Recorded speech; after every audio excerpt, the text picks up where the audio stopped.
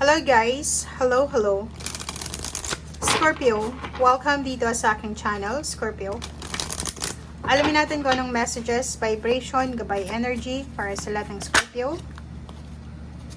At ay general reading guys, so pwede kang makaresonate. Gamitin mo ang iyong intuition sa panunod, Scorpio. Okay, first 3 cards tayo. Professional assistance, number 7.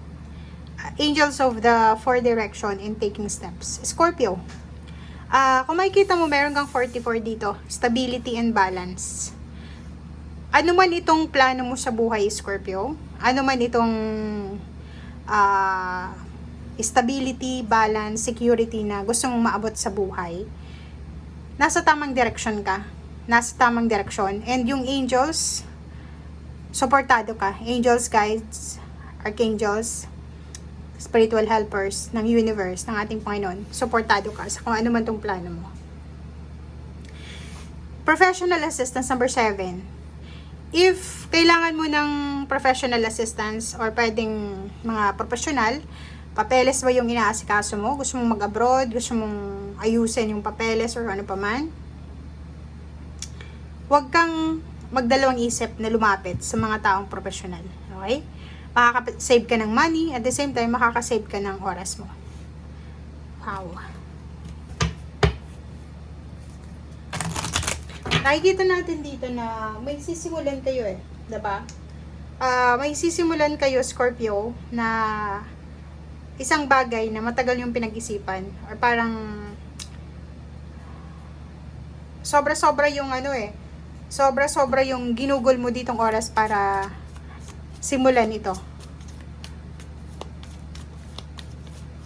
Taking steps papunta doon sa abundance, success, or sa kung ano pa man.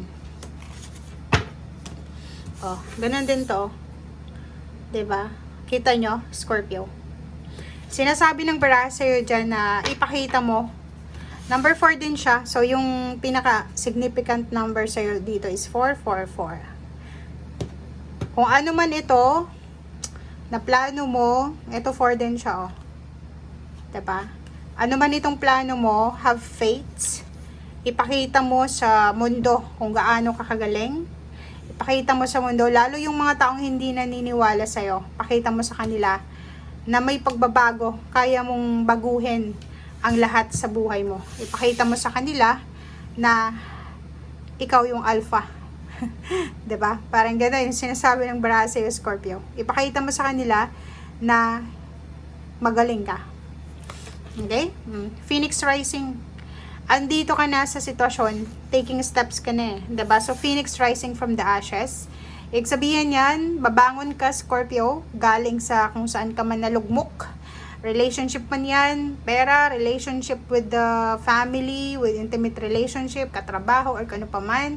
Ano man itong napagdaanan mo, eto na yung simula, Scorpio, para sa pagbangon mo. Wala na yung mga stressor sa buhay mo.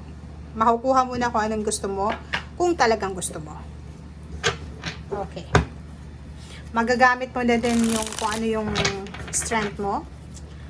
And nakikita natin dito, you are protected, guided ng ating mga angels. So, ituloy-tuloy mo lang yan. Nasa tamang direction ka.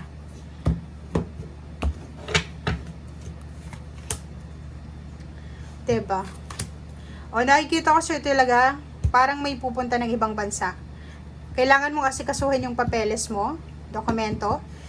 Posibleng ikaw ay papasok, diba? Taking steps ka talaga Papasok ka sa isang sitwasyon, sa isang lugar na pakiramdam mo, doon ka asenso, doon ka magtatagumpay. So, the World Card, may accomplishment ka dito. May accomplishment, fulfillment ka, completion, celebration na gagawin sa last 2 weeks na ng April.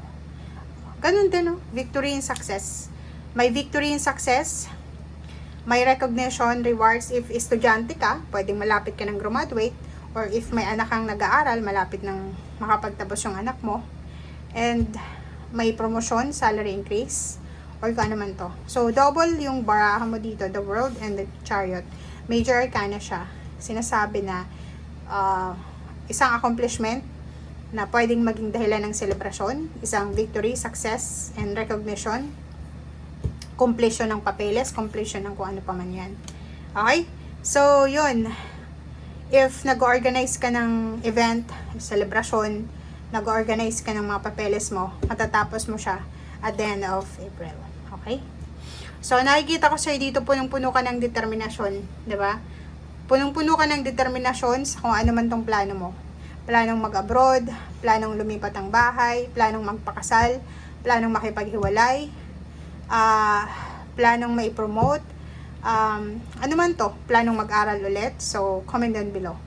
So, nakikita ko sa'yo dito na kailangan mong pag-isipan lahat ng mga decision making mo dahil sinasabi ng baraha, pwede kang magkaroon ng temptation ng multitasking. Diba? So, yun lang yung kailangan natin pag-ingatan sa last 2 weeks ng April is yung mabilis na decision making. Diba? Yung parang kung ano yung maiisip mo sa ngayon, gagawin mo siya. So, ingat-ingat, huwag tayong masyadong mabilis, huwag tayong mag-multitask. I-analyze natin yung situation, alamin natin kung ano kung ano yung tama and kung ano yung mali. Sa relationship, ganun din, if ever may mag-offer sa'yo ng kasal, may mag-offer sa'yo ng relationship, mag-iingat ka. Huwag tayong masyadong emosyonal, masyado tayong padadala sa matatamis na dila. Okay, so yun. 3 major arcana ito. Chariot, the Sun, and then the World. Sila yung pinaka-positive na baraha sa tarot. Sinasabi na success, double recognition, victory, accomplishment, celebration, and completion ang posibleng parating sa buhay mo. Ang 10 of Air, may mga issues sa buhay mo like relationship issues or kung ano pa man na posibleng matatapos na, 'di ba? Magkakaroon ka ng freedom dito. Parang kung may mga issues ka regarding relationship, matatapos na 'to. 'Di ba? Yung halimbawa, hindi kayo magkaayos ng biyanan mo, ng pamilya mo, ng asawa mo, ng boyfriend, girlfriend mo, makakaalis ka na dito. Okay? Yung mga pain, heartaches, or yung mga nangyari sa past ay posibleng magkakaroon ng endings ng closure, or may mga relationship ditong pwedeng makarecover. Okay? Last card natin is Ace of Fire. Sinasabi ng barahan na punong-puno ng excitement, ng opportunity, ng blessings talaga, ng action, ang last 2 weeks na to ng April. So, dahil sa sobrang blessings, dahil sa maraming biyaya na dumarating sa'yo or darating sa'yo, mas lalo kang magiging motivated, mas lalo kang magiging hardworking, and mas lalo kang magiging grateful sa kung ano man itong meron ka sa ngayon. Okay? Thank you guys. Bye!